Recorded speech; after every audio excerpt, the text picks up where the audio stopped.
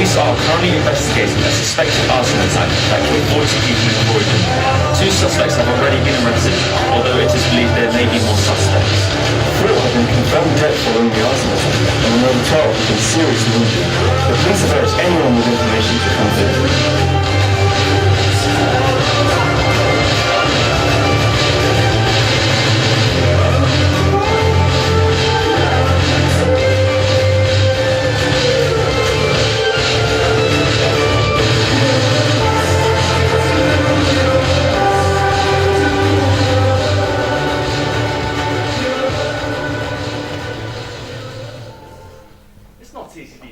Lighting a cigarette.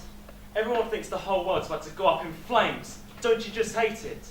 Citizens of this town, observers, the guardians of this town. Watching.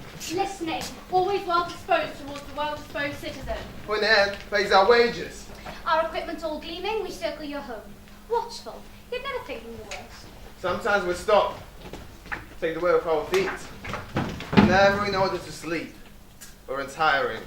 Watching. Listening. Watching. Listening. Watching. Listening. Watching. Listening. Watching. Listening. So the combustible threat hidden from sight is revealed, before it is too late to put out the flames. Many things burn, but not every fire is determined by fate. Sometimes the fire can be prevented. It's only human to talk about fate. Fate means we don't need to ask why the city is burning. No need to ask why the city is burning. No need to ask how the terror began. No need to ask why the terror began. It's only human. It's all too human. So apart from you human beings, Reason can save us from evil. That's right. It's unworthy of God and unworthy of man if the nonsense that happens is put down to fate just because it has happened. If humans start thinking like that, they will not deserve their place on this earth. This generous earth that is fruitful and gracious to man. They will not deserve their place in the sun. They will not deserve the air that they breathe. If the nonsense that happens is put down to fate, just because it has happened, then the flames may rise to the point where nobody knows how to put out the fire. Our watch has begun.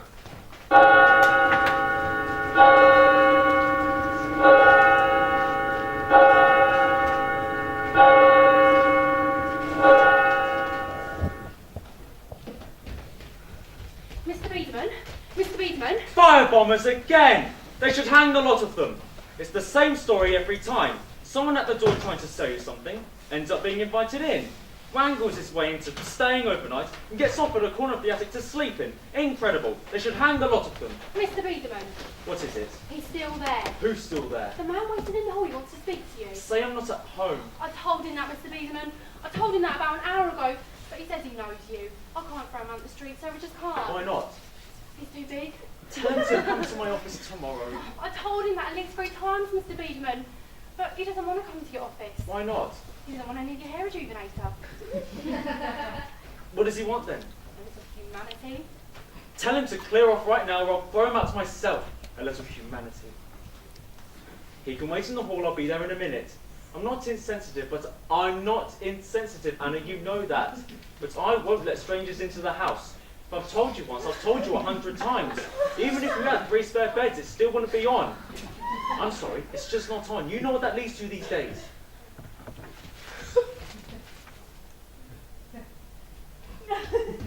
Good evening. Your cigarette, Mr. Beedman. Oh, wait for a minute. Good evening. What's going on? I told my maid very clearly that she was away in the hall. How, well, I mean, you didn't even knock. My name is Schmitz. You didn't even knock. Joseph Schmitz. Good evening. What is it you want? Well, no cause for alarm, Mr. Beedman. I'm not looking to sell you anything. Who are you then? Wrestler by profession. Wrestler? Heavyweight. I see. Well, used to be a wrestler. And now? Unemployed. No cause for alarm. I'm not looking for work. We're not wrestling work anyway. Only came in here to get out of the rain. It's warmer in here, you see.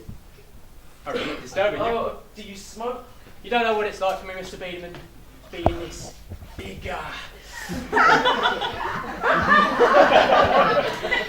Everyone's afraid of me.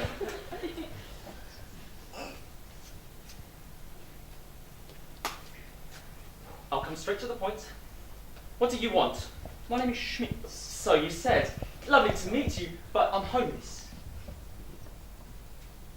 I'm homeless. Would you like some bread?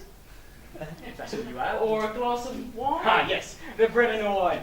Not if I'm disturbing you, though, Mr. Beedman. Not if I'm disturbing you. Anna! See that girl? Said you were going to throw me out in the street, but I thought no. No, Mr. Beedman wouldn't do a thing like that. Anna, bring another glass. Yes, Mr. Beedman. Oh yes, and some bread. And if it's no trouble, young lady, perhaps some butter, some cheese, perhaps a little cold meat, you know, just something along those lines. Oh, and maybe a gherkin and a tomato and perhaps a little mustard. Just whatever you happen to have. I'll see what I can do. Don't put yourself out. You told her you knew me. Well, indeed I do, Mr. Beedman. Indeed I do. Where from? From your good side, Mr. Beedman, yes, I've seen your good side. Oh. Last night in a cafe. You're at your usual table. You wouldn't have seen me, I was in the corner. I must say, we all loved it every time you banged your fist. What was I saying? The right thing. Raise lang the lot of them. Every last one. String up. The sooner the better. Well, the arsonists, I mean. Oh, please. See, men like you, Mr. Beedman, it's exactly what we need. Yes, that's true, of course. But No buts, Mr. Beedman. They don't make them like you anymore yet. You still have a positive attitude. It follows. true. You still have civic courage. Yes. You see? It follows. Yes. What follows? Well, you still have a conscience.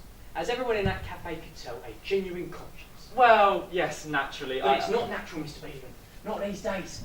Take the circus where I used to work as a wrestler, the one that got burnt down. My boss there, if I ever mentioned conscience, he used to say, you must be joking. You must be joking, he used to say. Joe, he would say, that's short for Joseph. Joe, he would say, what do I need a conscience for? That's what he'd say straight out. The circus animals, I need a whip. Not something else. That's what he'd say. That's the kind of man he was. Conscience, he'd say, don't make me laugh. If anyone has a conscience, it's normally a bad one. May you rest in peace. He's dead. Burnt to death, along with everything he owned. I don't know why the car's taking so long. That's all right, I'm not in a hurry. And you don't have a spare bed, as the maid explained. Why are you laughing? Well, no spare bed, unfortunately. You see, that's what they all say the minute a homeless man comes to the door. And not that I'm asking for a bed. No. I'm used to sleeping on the floor, Mr. Beedman. My father was a miner, you see, so I'm used to it. No buts, Mr. Beedman, no buts. You're not one of those men that talk big to hide how scared they are. No spare bed, unfortunately, as they all say. But you, Mr. Beedman, I believe you. I take your word for it. Where will it all end if we stop believing in one another? That's what I say. Where will it end, eh? Everyone thinking the other bloke's an arse, and it's nothing but mutual suspicion in the world. Am I right? Yesterday, the old cafe could tell that you still believe in the goodness of people, not to mention the goodness within yourself. Am I right? You're the first person in this town that doesn't treat me as if I'm no better than an arsonist. Have an ashtray. Am I right? These days, most people don't believe in God. They believe in the fire brigade. What do you mean by that? The truth. There's no cold meat. Oh, that's all right, darling. There's enough there. You forgot the mustard. Oh, I'm sorry. Wake up. You don't get this kind of welcome just anywhere these days.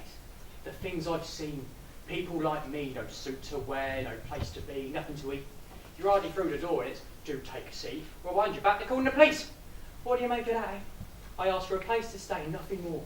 Me, a decent, well-behaved wrestler, who's wrestled for years.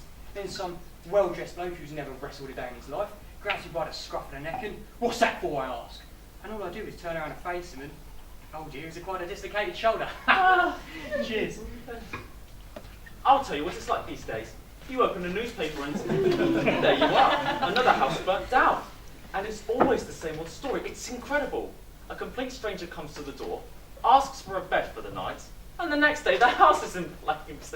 What I mean is, well, to be perfectly frank, a certain degree of mistrust is understandable. Take a look at yourself. I've seen it. An entire district. Go on, read it. I mean, is this a Beaujolais?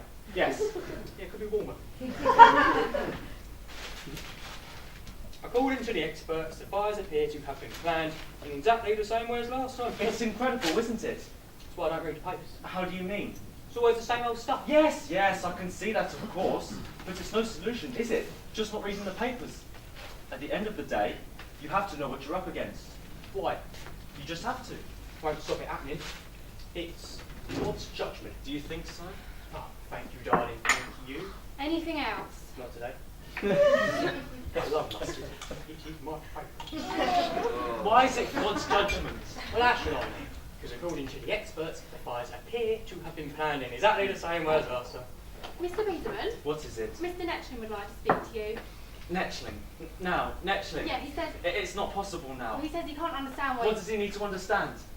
Apparently, he has a sick wife and 3 children. No, it's completely out of the question. Oh, Mr. Netchling, bloody hell. Either Mr. Netchling can leave me alone or find himself a lawyer. Anyway, it's outside office hours. Mr. Netchling. I'm not putting up with this behaviour just because a man's lost his job. It's ridiculous. And there is social security in case he hasn't noticed. Better benefits than ever before. Yes, he can go and find himself a lawyer, and I'll do the same. A chef of profits from his invention. What a load of rubbish! He can go and stick his head in an oven, or find himself a lawyer, whichever he prefers. If he can afford a lawyer, but if that's what he wants, fine, he can go right ahead.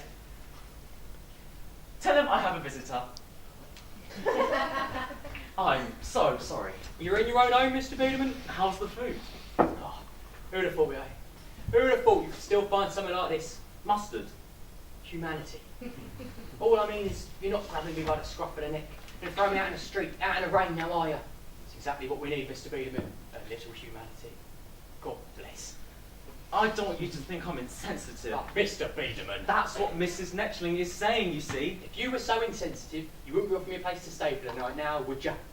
That's true. Even if it is just a corner of the attic. The one's about right now. This. My wife. Oh, come on. But on one condition, not a sound out of you. My wife has a heart complaint.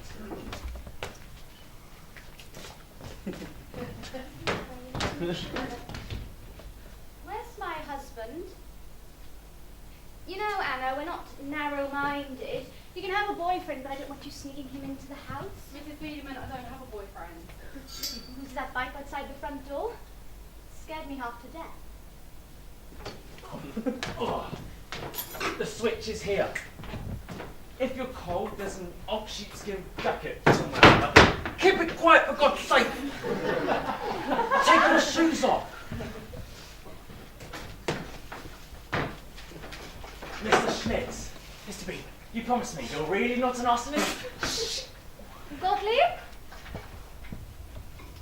Gottlieb, that's my husband. He's promised me he'll personally check the attic on a nightly basis to make sure there are no arsonists up there.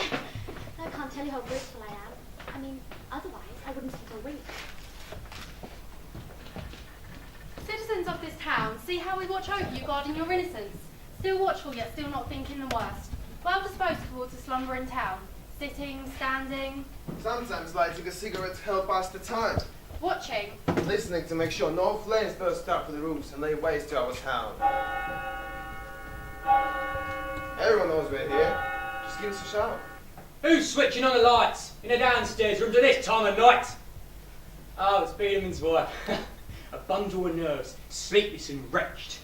Somebody's coughing. Gottlieb, don't you hear it? There's somebody there. Men, first sign of trouble, and what do? Take a sleeping pill. It's 4 o'clock. Nobody's called us. First rays of the sun. One blink of God's eye. The roofs appear. And it's daylight again. All hail the firefighters. The town has survived one more night. All hail the firefighters. For the last time, he's not an arsonist. How do you know? I asked him. And anyway, can we please talk about something else for a change? It's driving me mad, you and your arsonist, on and on and on. It's driving me mad. I'm not shouting at you, I'm just shouting in general. I have to leave the house.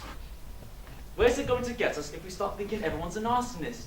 You need to have a bit of faith in people, Babette, a bit of trust. I'm not having it, Gottlieb. I'm just not having it. You're too good-natured. You do what your heart tells you while I have to lie awake worrying all night. I'll give him his breakfast and then I'll tell him. Do that. In a friendly sort of way, don't hurt his feelings. Fine. I have to see my lawyer. Why did you fire Netchling? I didn't need him anymore. But you were always so pleased with him. That's exactly what he's trying to exploit.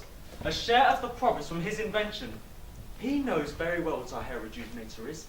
Follicle Plus is not an invention, it's a marketing opportunity. Follicle Plus. The men who use it might as well be rubbing piss into their scalps. Godly? Well, it's the truth. You're right, I'm too good-natured. I'll wring his bloody neck.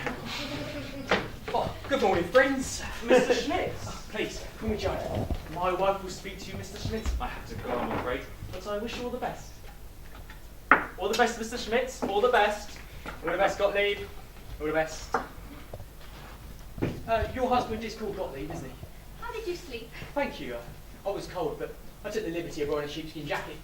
Took me back to my youth. I'm used to the cold, you see. Your breakfast ready? Mrs. Biederman, I can't accept this. Oh, come on now, Joe. Eat up. You've probably got a long journey in front of you. Do I?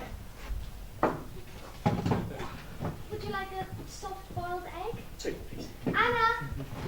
Mrs. Biederman, I really feel at home here. May I? 2 soft-boiled eggs. Very good. 3.5 minutes. Oh, Nana,